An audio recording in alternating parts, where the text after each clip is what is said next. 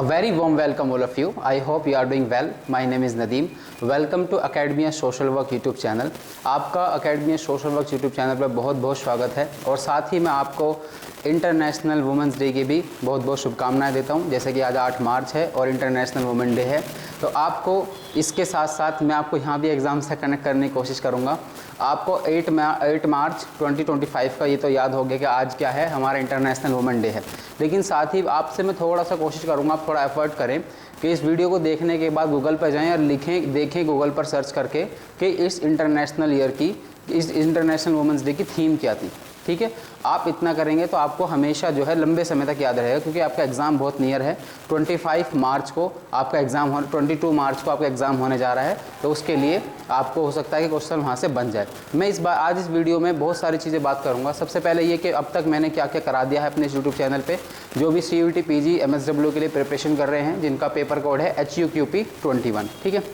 और अब हम फिर उसमें के बाद में बात करूँगा कि हमें अब आगे क्या करना है, क्योंकि तारीख अब करीब है, हमारे एग्ज़ाम कभी भी हो सकता है, एडमिट कार्ड आने वाला होगा। ठीक है, एडमिट कार्ड कुछ दिन पहले आपका रिलीज़ होगा। ठीक, और साथ ही साथ मैं इस वीडियो में कोशिश करूंगा आपको मैक्सिमम से मैक्सिमम MCQs कंप्लीट करने की, जो कि मैंने MCQs बनाए हैं, जो कि आपके एग्ज़ाम से डायरेक्ट और इनडायरेक्ट क्वेश्चन वहाँ से बन सकते हैं। बहुत ज़्यादा प्रोबेबिलिटी है, बहुत ज़्यादा श्योरिटी है कि क्वेश्चन वहाँ से बन सकते हैं। तो वो सारे MCQs मैं आपके साथ शेयर करूँगा आपसे। लेकिन उम्मीद है कि मुझे आप इस वीडियो की लेंथ थोड़ी लंबी हो सकती है इसकी, लेकिन आपसे मुझे उम्मीद है कि आप सभी लास्ट तक बने रहेंगे और टिके रहेंगे। ठीक है, तो जैसे कि PPT हम शुरू करते हैं अपनी।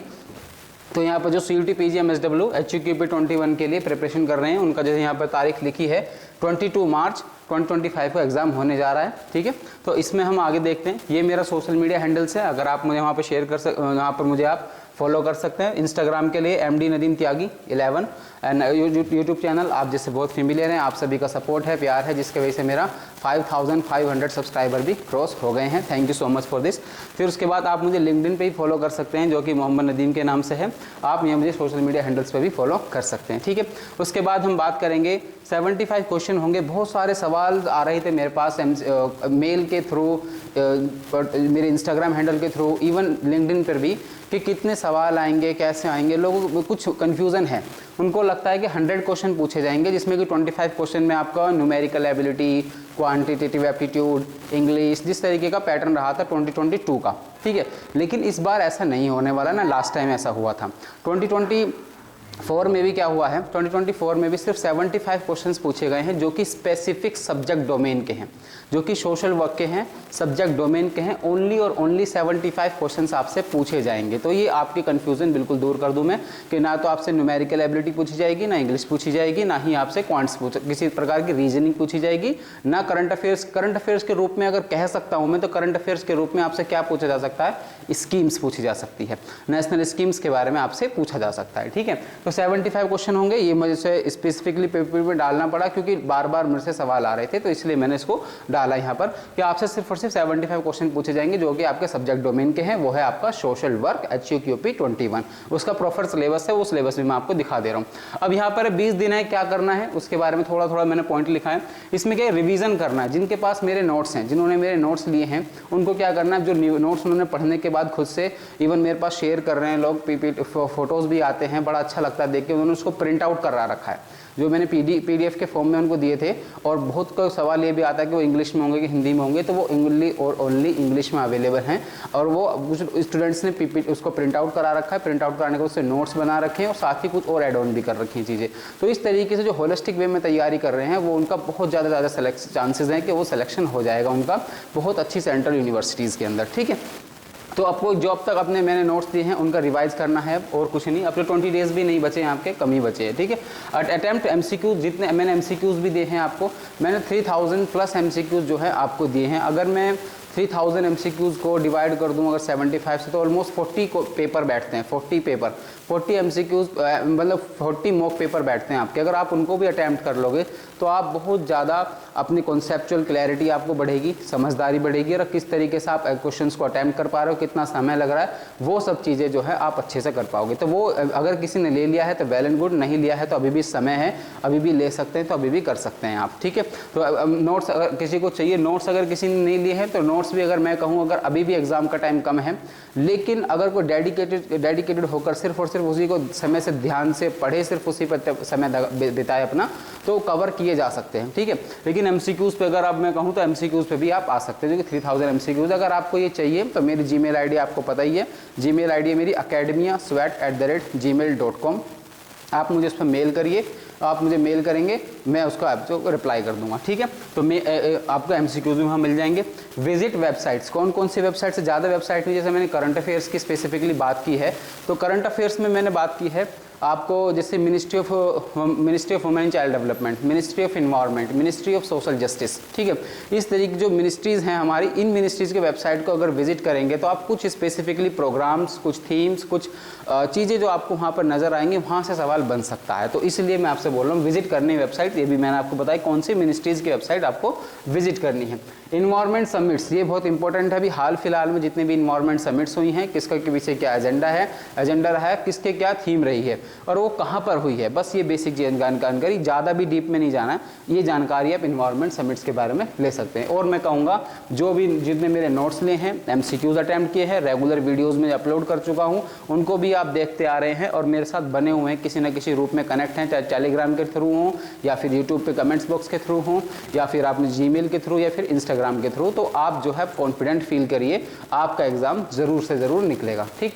ये जो चार्ट है आपका एग्ज़ाम का आ चुका है। मैं बहुत क्षमा प्रार्थी हूँ इस चीज़ का कि आपसे मैं लेट शेयर कर रहा हूँ ये सब चीज़ें, क्योंकि मेरा बिजी शेड्यूल थोड़ा चल रहा है, ऑफिस का भी रहता है मेरा, और साथ ही साथ फिर मुझे रमज़ान का महीना भी शुरू हो गया है, अभी भी रमज़ान ख़त्म हुआ है, तो उसके बाद अभी मुझे समय मिला है, तो मैं इस पर वीडियो ज़रूर आपके लिए बना रहा हूँ, ठीक है। तो आपके लिए जहाँ पर जो है हमें सीधा आना है 22 मार्च पे, 22 मार्च में हम जाएंगे। तो सेकंड शिफ्ट है आपकी 12:30 to 12 तक, है नहीं, ठीक है। 1.5 घंटे तक आपका पेपर रहेगा। ये रहा HEQ21 सोशल वर्क, ये आपका पेपर रहेगा, ठीक है, जो आपका 22 मार्च को होगा। इसको मार्क कर लीजिए डेट को, इसका एग्ज़ाम आपका होने जा रहा है, ठीक है। ये फिर जैसे मैंने यहाँ पर लिख भी दिया, ये यहाँ पर देखिए, ये जो आपका सिलेबस है इसके अकॉर्डिंग मैंने प्रॉपर आपको नोट्स भी दे दिए हैं, एमसीक्यूज़ भी दे दिए हैं। आप इसको अटैम्प्ट करेंगे तो ओनली 75 क्वेश्चंस आपको अटैम्प्ट करने हैं, तो बहुत चांसेस है कि आपके सिलेक्शन होने के उसमें, ठीक है।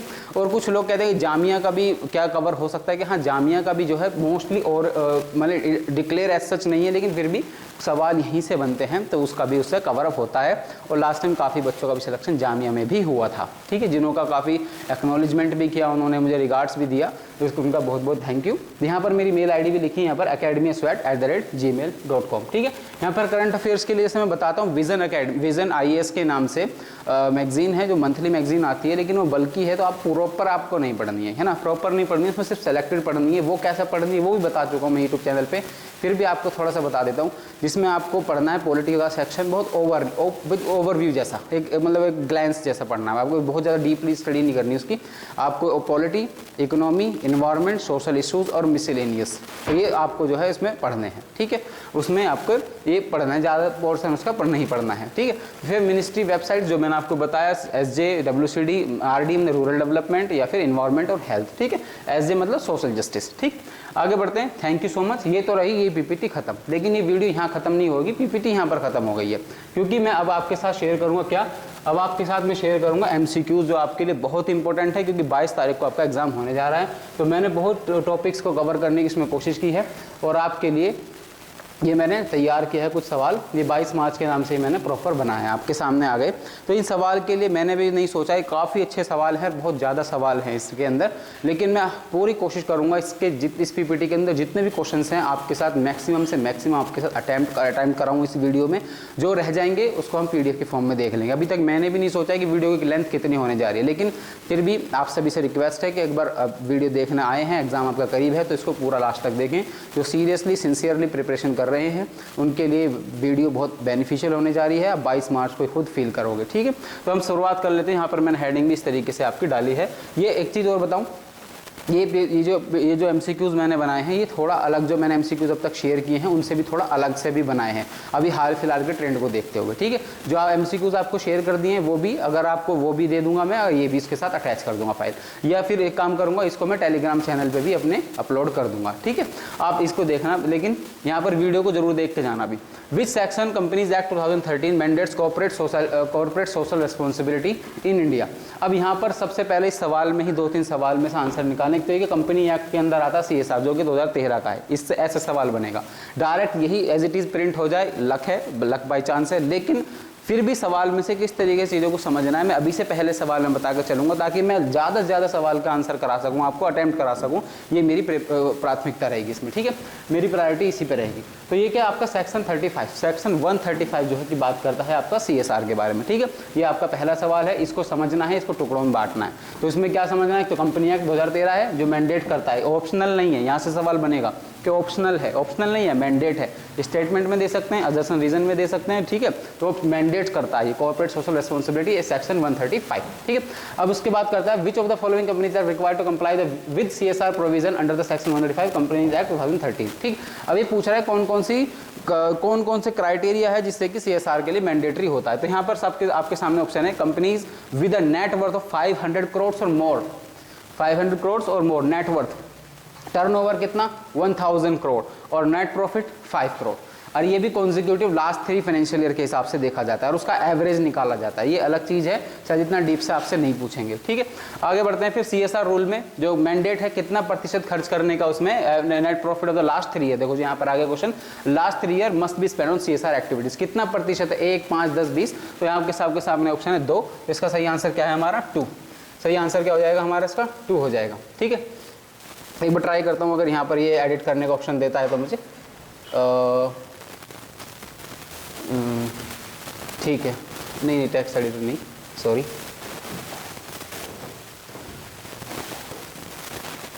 नहीं इस PPT पे शायद नहीं आ रहा है वो।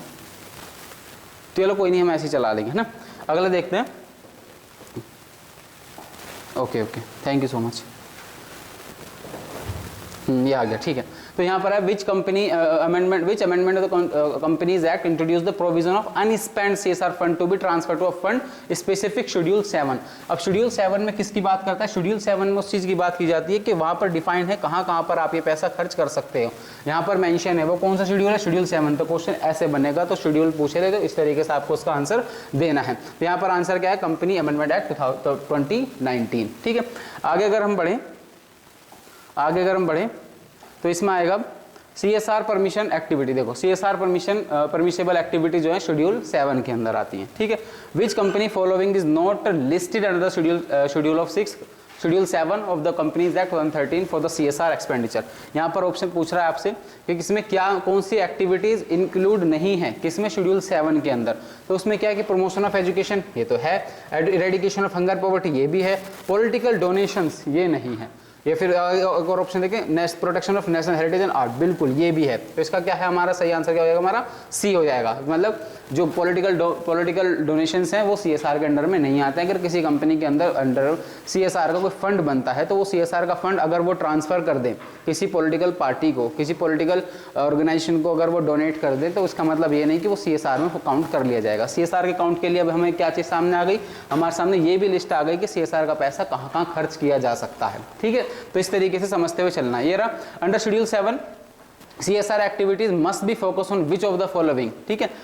Welfare, employee welfare only, okay, philanthropic donations to any organisation, activities benefit society at large specially marginalised communities, या फिर क्या है business expansion and marketing. Business expansion and marketing के लिए इनका अलग फंड होता है, लेकिन ये CSR का फंड है जो कॉर्पोरेट की सोशल रिस्पॉन्सिबिलिटी को निश्चित करने के लिए, मेक श्योर करने के लिए रखा गया है। तो इसमें बिजनेस का एक्सपेंशन मार्केटिंग का नहीं है, ठीक है।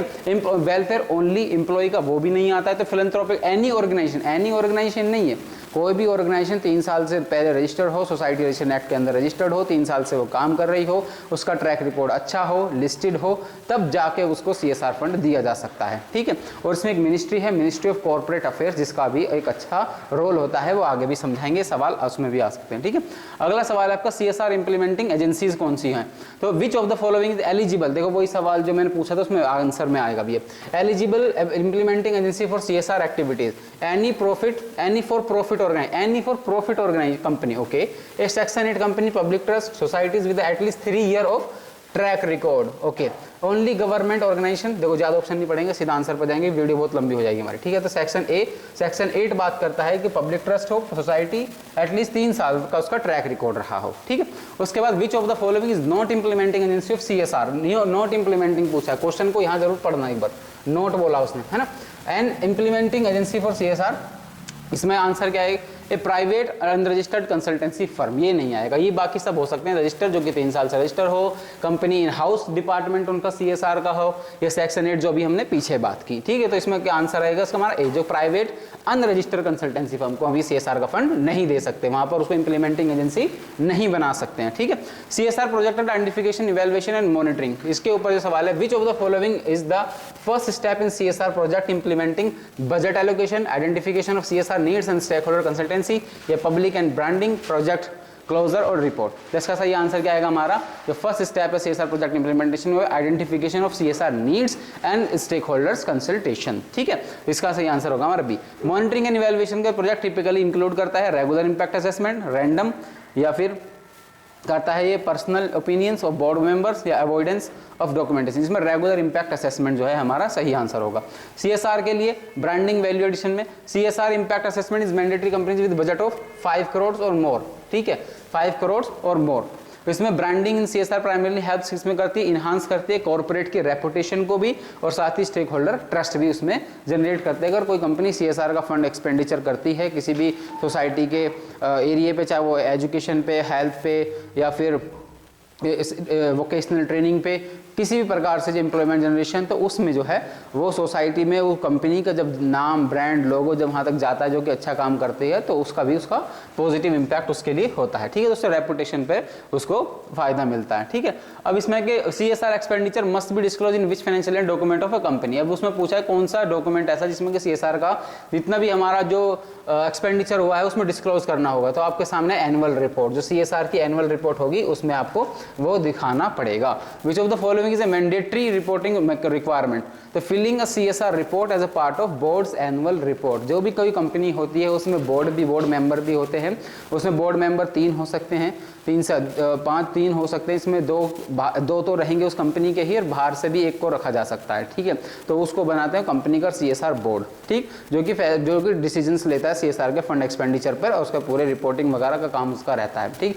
ये तो रहेगी अगर कोई कंपनी इंडियन है, like for example Tata, Mahindra, Ashoka, ये सब इंडियन कंपनीज हैं, तो इन सब में वो माना जाएगा। लेकिन अगर कोई कंपनी बाहर की है, फॉरेन की है, लाइक फॉर एग्जांपल अब हम बात करें जैसे मर्सिडीज, BMW, या फिर कोका कोला, पेप्सी, अगर उनका भी CSR फंड का करना होगा, तो उसमें क्या करेंगे, एक तो वो कंपनी का जो जिसको भी कंपनी अपॉइंट करे, दूसरा है कि इंडियन उसमें एक होना जरूरी है। तो वो 2 चीज़ शायद इतना डीपली आपसे पूछे कि नहीं पूछे, लेकिन मैं आपको जानकारी के लिए बता रहा हूँ, ठीक है। आगे बढ़ते हैं इसमें। Strategic CSR align CSR activities with in. तो इसमें आंसर है बिजनेस गोल्स और सोशल इंपैक्ट, ये इसका अलाइन है, उसकी तरफ एक्टिविटीज की रहती हैं। Answer A. Which of the following is an example of strategic CSR। इसमें investing in skill development programme that align the industry needs, ये भी एग्जांपल है स्ट्रेटेजिक CSR एक्सपेंडिचर का, ठीक है। आगे बढ़ते हैं। How can geographic information system, GIS जिसको बोलते हैं, हेल्प इन CSR प्रोजेक्ट। अगर GIS की मदद से कोई प्रोजेक्ट होता है तो उसकी हम उसकी डेट, लोकेशन, लैटिट्यूड, लॉन्जिट्यूड, ये सभी तरीके से हम ये सब तरीके से क्या करते हैं, उसका पूरा मैपिंग हो जाती है ताकि वो उसको ट्रैक भी करा जा सके उस रिकॉर्ड को, ठीक है। तो इसमें होता है फायदा। तो इसमें आइडेंटिफाई करते हैं identifying target communities and tracking project locations, तो इसमें ये हमारी हेल्प करता है। What is the purpose of the geo tagging in CSR project. Purpose है ना ट्रैकिंग करना, रियल टाइम लोकेशन और प्रोजेक्ट इंप्लीमेंटेशन। आपको ऑप्शन भी पढ़ सकते हैं, मैं अभी स्प्लिट से इसलिए जा रहा हूँ ताकि आपको इसलिए ताकि वीडियो ज़्यादा लेंथी ना हो जाए और हम सही समय तक ज़्यादा से ज़्यादा सवाल कवर कर सकें, ठीक है। क्योंकि अभी CSR पे बात चल रही है, फिर आगे सोशल वेलफेयर एडमिनिस्ट्रेशन पे बात चलेगी, कॉर्पोरेट रिस्पॉन्सिबिलिटी पे बात चलेगी, फिर उसके कम्युनिटी डेवलपमेंट पे भी चलेगी, सोसाइटी पे, कल्चर पे, बहुत सारे टॉपिक्स इसमें कवर किए हैं, ठीक है। PRI पे भी बात चलेगी, पंचायती राज इंस्टीट्यूशन, जो कि आपका एक सब्जेक्ट का भी है, ठीक। तो अभी CSR पे है हमारे, तो CSR पे है which of the following is the key objective of CSR under section 135 of the company act. अब इसमें पूछा है, ठीक है, तो इसमें contributing to sustainable development and social welfare, ये की ऑब्जेक्टिव है CSR फंड का, कंट्रीब्यूट करना सस्टेनेबल डेवलपमेंट के लिए और सोशल वेलफेयर के लिए, ठीक है। सोशल वेलफेयर और सोशल डेवलपमेंट 2 अलग अलग चीज़ होती हैं। मैंने लास्ट क्वेश्चन में पूछा था अपनी वीडियोस में, तो आंसर आया था, जवाब लिखा था किसी ने, उसके लिए बहुत बहुत थैंक यू। आपका इस तरीके का पार्टिसिपेशन रहता है, शायद इसीलिए मुझे मोटिवेशन रहता है ताकि मैं ये चीज़ें कर पाता हूँ, ठीक है। अभी बात है company fails to spend required CSR amount, what should it do. अगर वो हो जाती है फेल, अगर नहीं करती है वो खर्चा, तो अब क्या करना होगा।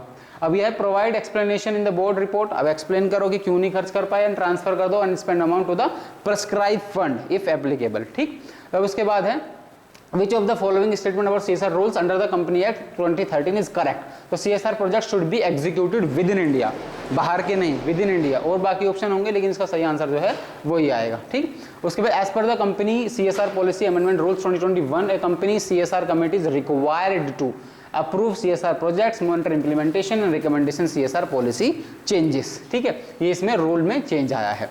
अब उसके बाद जो परमिशेबल है, अब शेड्यूल 7 की जो बात की हमने, अब उसमें आपके सामने आ जाएंगे। तो ये आ जाएगा, इसमें पूछा है क्या, N eligible activity under schedule. अब इसमें पूछा कौन सी एलिजिबल एक्टिविटी है, फंडिंग पॉलिटिकल पार्टी, ऑब्वियसली नहीं होने वाला है। Providing scholarships for economically weaker student, okay.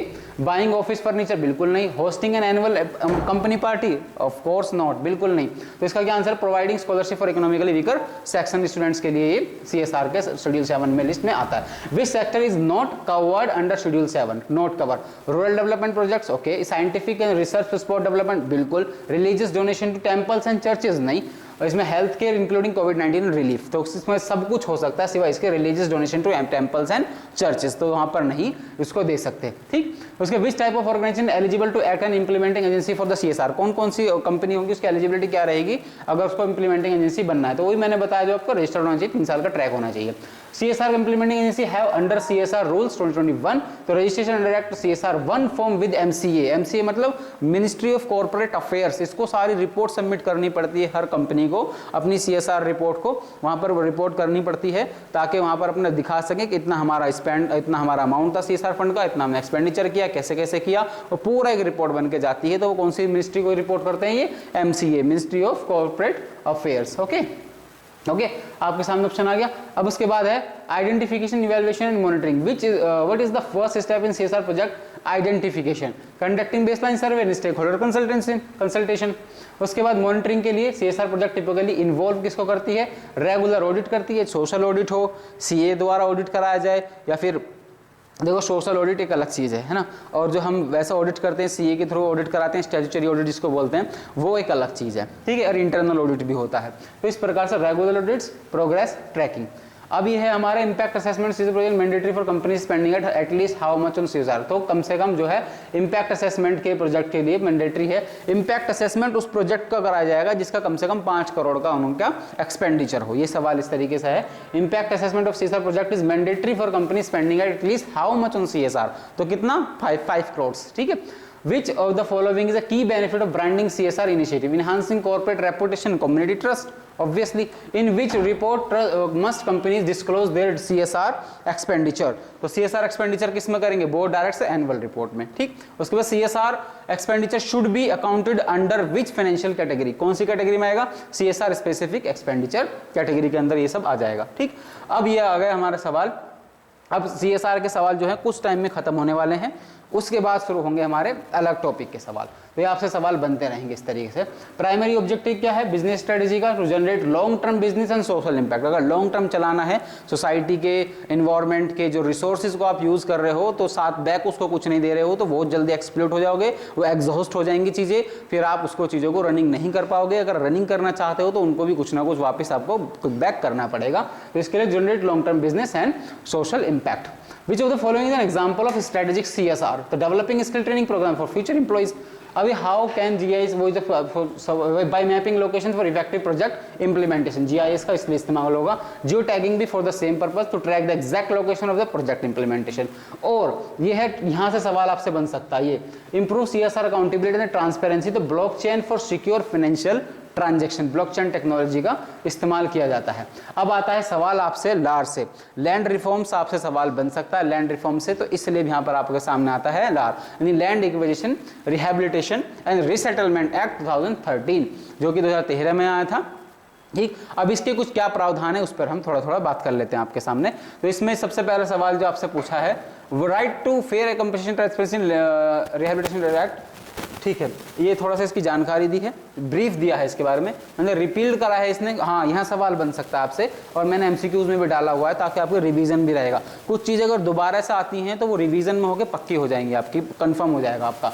तो repealed the land acquisition act कौन सा 1894, जो ब्रिटिशर्स के टाइम पे 1894 में लैंड एक्विजिशन एक्ट बनाया गया था, उसको रिपील करके, रिपील मतलब खत्म करके कौन सा एक्ट लाया गया, लाया गया, यानी कि land acquisition rehabilitation resettlement act 2013 ये लाया गया। ठीक, प्रोवाइड्स करता है fair compensation for land owners, provide करता है ensure resettlement and rehabilitation for affected families. ठीक है, अब इसमें क्या है, रिक्वायर्ड सोशल इंपैक्ट असेसमेंट, ये बहुत मैंडेटरी है, ये मैं आपको बता दूं अभी यहीं पे, ऐसा ही है, मतलब सोशल इंपैक्ट असेसमेंट अगर ये होता है, ये तब मैंडेटरी करते हैं इसको करना अगर वो जमीन हम किसी नेशनल सिक्योरिटी के पर्पज से नहीं ले रहे हैं, तो चाहे वो प्राइवेट ले चाहे गवर्नमेंट ले, कोई भी इस लैंड को अगर एक्विजिशन करता है तो उसको SIA जरूर कराना पड़ेगा, मैंडेटरी है, ऑप्शनल नहीं है।